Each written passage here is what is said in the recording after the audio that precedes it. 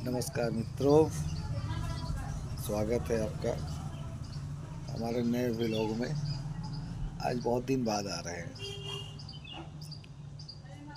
Topic होना चाहिए कुछ, मतलब आपको बताने के लिए, नहीं तो फिर ऐसे केवल यहाँ वहाँ की व्लॉग डालो, ये डालो, वो डालो, रोड डालो। तो ऐसा कोई व्लॉग बनता नहीं।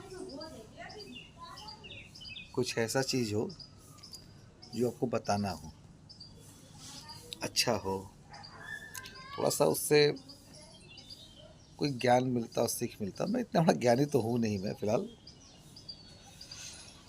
तो आते हैं आपके मेन पॉइंट पर। मोक्ष।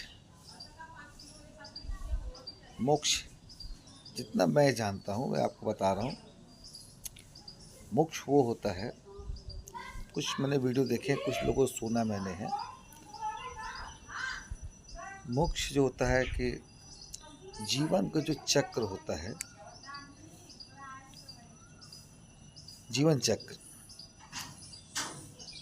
जैसे व्यक्ति जन्म लेता है, बालावस्था आता है, बड़ा होता है, वयस्क होता है, बुढ़ा होता है, फिर एक दिन मृत्यु को प्राप्त होता है, वो फिर से जन्म लेता है। अब वो चक्र जो होता है, ये जीवन मरण का चक्र है। इसमें लोग बताते हैं कि बीच बीच में यह एक सर्किल बना हुआ है। आपको जितने भी पृथ्वी पे जीव जंतु मनुष्य है, उन सब एक एक बार सबका जन्म लेना होता है। इन सब जीवन, इन जन्म और मृत्यु के बीच के व्यवस्थाओं जो होते हैं, उससे छुटकारा पाने को मोक्ष कहते हैं। मोक्ष और मोक्ष पाने के बहुत सारे रास्ते हैं। आप तप करिए, पूजा पाठ करिए, तपस्या करिए, दान दक्षिणा करिए, बहुत सारे रास्ते इसके हैं। दान दक्षिणा करिए, बहुत तरीका इसका करने का है। लेकिन वाराणसी यानी काशी में अगर कोई व्यक्ति की मृत्यु होती है तो सीधा मोक्ष को प्राप्ति हो जाता है। वो जीवन मरण के चक्र से खत्म हो जाता है, सीधे वो बैकुंठ धाम चला जाता है। ये कहना है लोगों का, बड़े बड़े लोगों का। कई जगह लिखा पढ़ा हो, कई वेद पुराण में कई जगह लिखा, मैंने कुछ पढ़ा नहीं है। वेद पढ़ी, बड़े बड़े किताबें मैंने नहीं पढ़ी हैं, लेकिन हाँ, इसका इस्तेमाल करता हूँ मैं। और ये नहीं कहता कि सब गलत है, यह सब सही है। हर व्यक्ति को अपने तर्क पे, विवेक पे किसी बात को मानना चाहिए। पढ़िए सबको, जितने भी पुराण वेद है, बाइबिल है, कुरान है, ग्रंथ है, ये सब पढ़िए, लेकिन उसको समझने के लिए अपने बुद्धि का इस्तेमाल करिए। तो आते हैं मेन पॉइंट पे।